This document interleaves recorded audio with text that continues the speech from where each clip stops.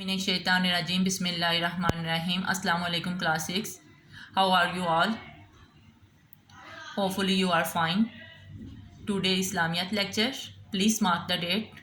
Week number 7 and period number 1.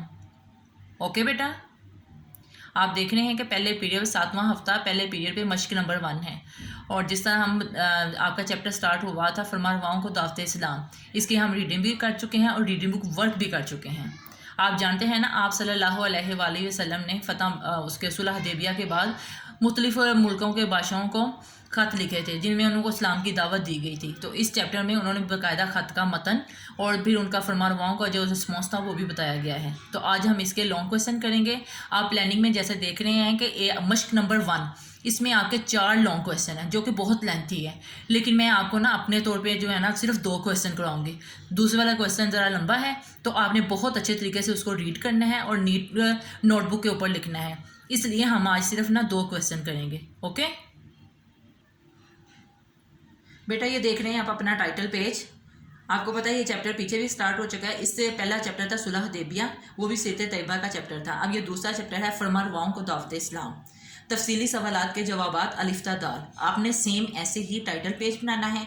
अगर आपके register पे रेड मार्जिन लाइन अगर लगी भी हुई है ना, फिर भी आप इसको ब्लू करें।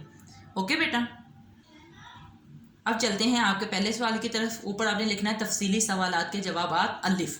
नबी करीम सल्लल्लाहु अलैहि वसल्लम ने मुख्तलिफ फरमानरवाओं को तबलीगी ख़त क्यों रवाना किए? तो आप इसकी हेडिंग लिख सकते हैं दावत तबलीग या तबलीग की दावत या तबलीगी खतूत, कुछ भी लिख सकते हैं। हज़रत मोहम्मद सल्लल्लाहु अलैहि वसल्लम को अल्लाह ताला ने ना सिर्फ अरब बल्कि तमाम जहानों के लिए मबूस फरमाया था, पैदा फरमाया था। सुलह हुदैबिया के बाद आप सल्लल्लाहु अलैहि वसल्लम ने फैसला किया कि इस्लाम का पैगाम अब तमाम आलम में पहुँचाया जाएगा। तमाम आलम यानी कि पूरी दुनिया। इस मकसद के लिए आप सल्लल्लाहु अलैहि वसल्लम ने मुख्तलिफ ममालिक के बादशाहों को खतूत के ज़रिए इस्लाम की दावत दी। इन खतूत के ज़रिए से नबी सल्लल्लाहु अलैहि वसल्लम ने यानी अपनी दावत रूए ज़मीन के अक्सर बादशाहों तक पहुँचा दी। बेटा, ये आपके सवाल का जवाब है। इसके नीचे आपने सेपरेटर ड्रा करना है। अब बेटा बे वाला क्वेश्चन है, कैसे रूम के नाम लिखे गए ख़त का मतन तहरीर करें, इस ख़त का क्या नतीजा बरामद होगा। ख़त का मतन, कैसे रूम के नाम लिखे गए ख़त में नबी सल्लल्लाहु अलैहि वसल्लम ने जिस चीज़ की दावत दी उसका उर्दू तर्जमा ये है, अल्लाह के बंदे उसके पैगंबर मोहम्मद सल्लल्लाहु अलैहि वसल्लम की तरफ से शाह रूम के लिए उस शख्स पर सलाम हो जो हदायत की पैरवी करे। इसके बाद आप वसल्लम के सामने इसके बाद आपके सामने दावत इस्लाम पेश करता हूँ। अगर आप इस्लाम ले आएंगे तो सलामती नसीब होगी, अल्लाह आपको दुगना सवाब देगा। अगर आप मेरी दावत से रूगर्दानी करेंगे तो आपकी राया का गुनाह भी आप पर होगा। और अहले किताब एक ऐसी बात पर आ जाओ जो तुम्हारे और हमारे दरमियान यकसा है। यकसा है यानी कि बराबर है।